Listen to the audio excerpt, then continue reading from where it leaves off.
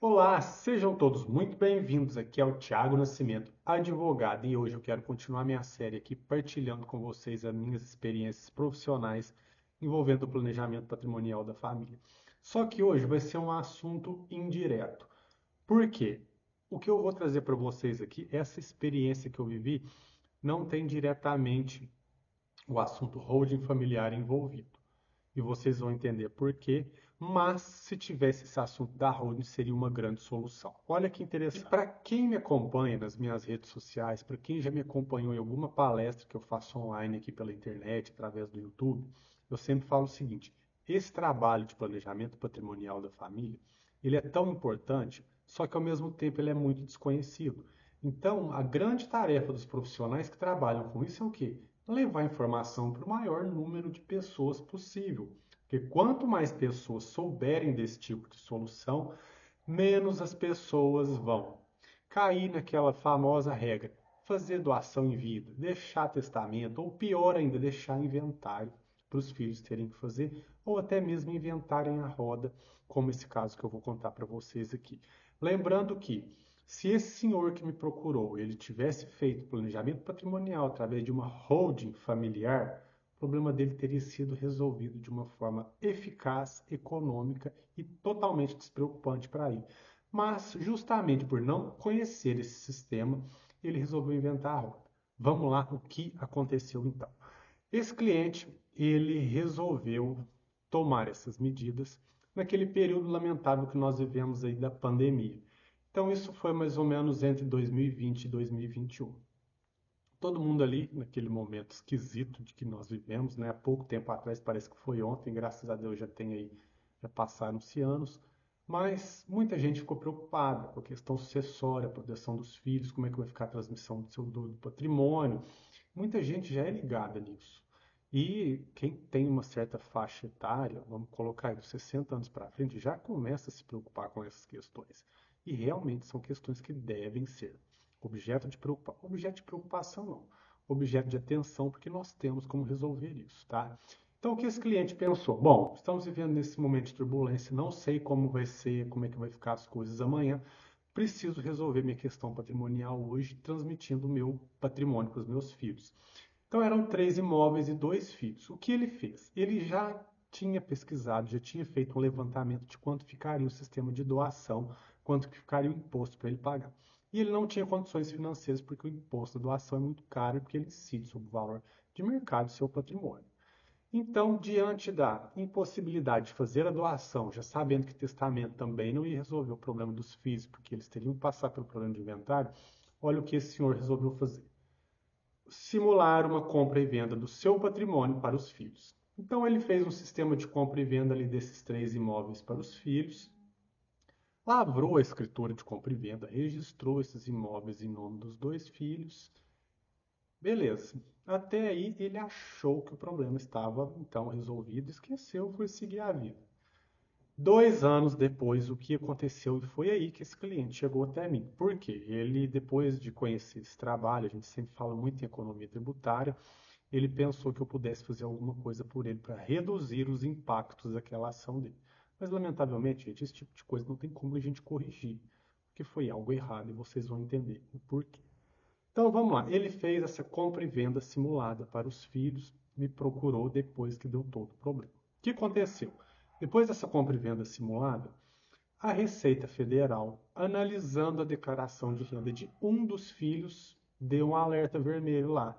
Porque aquele filho, gente, isso é muito óbvio, aquele filho não tinha condições financeiras pela declaração que ele fazia de ter adquirido aquele patrimônio. Então a Receita fez um procedimento administrativo ali para investigar da onde teria saído recursos da aquisição daquele patrimônio. E, obviamente, aquele filho não teve como justificar aquela compra e venda. Eu vou parar por aqui, não vou entrar nas questões aqui desse processo administrativo da Receita, porque não é meu objeto aqui, nós vamos nos perder com o meu objetivo.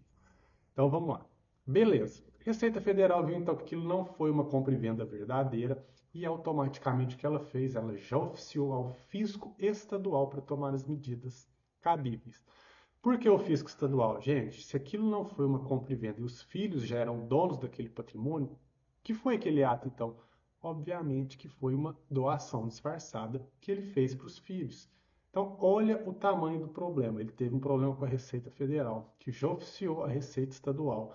E depois a Receita Estadual, sabe o que ela fez? Ela aplicou juros e multas sobre o imposto de doação. Por quê? Aquele fato dele não foi uma compra e venda, foi uma doação, então vamos tributar esse ato como doação.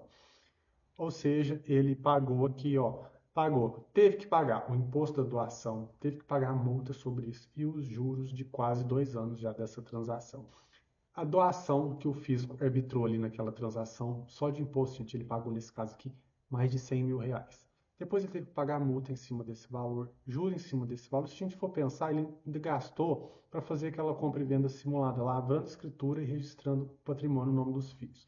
Ou seja, ele gastou um dinheiro que ele não tinha e no final das contas ele acabou pagando uma conta altíssima. Mas resumindo, o que eu quero dizer para vocês é o seguinte: a importância do planejamento patrimonial da família através de uma holding ele é tão grande, porque se essa pessoa soubesse dessa alternativa, eu tenho certeza absoluta que ele iria implementar o sistema de holding familiar para beneficiar os filhos dele, ter uma segurança jurídica para ele.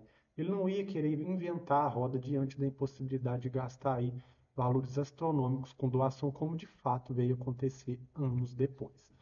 Então, se você conhece esse procedimento de holding familiar, se você sabe mais ou menos como isso funciona e que isso é uma solução alternativa muito, mas muito eficaz com relação ao inventário, com relação à doação, testamento, toda essa coisa errada, horrível aí que a gente conhece, que a gente sabe que não resolve o problema de ninguém.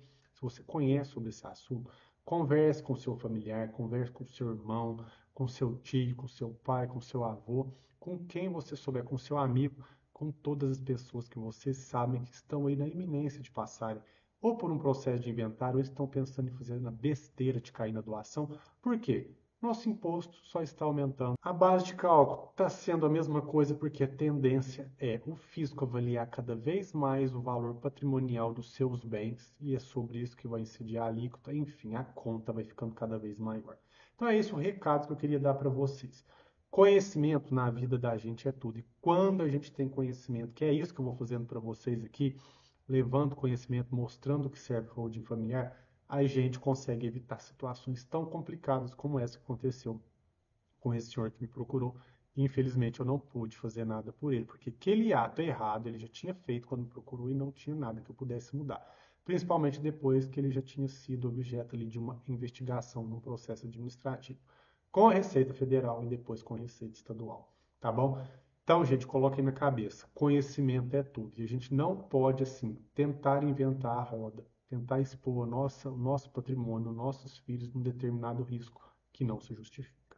Então é isso, não inventem a roda e busquem sempre conhecimento. E nesse caso aqui, o planejamento patrimonial da família iria resolver 100% das preocupações e dos problemas desse senhor, mas que infelizmente, pela falta de conhecimento, não foi possível fazer. Tá bom? Nos vemos então no próximo vídeo. Um grande abraço, até mais. Valeu!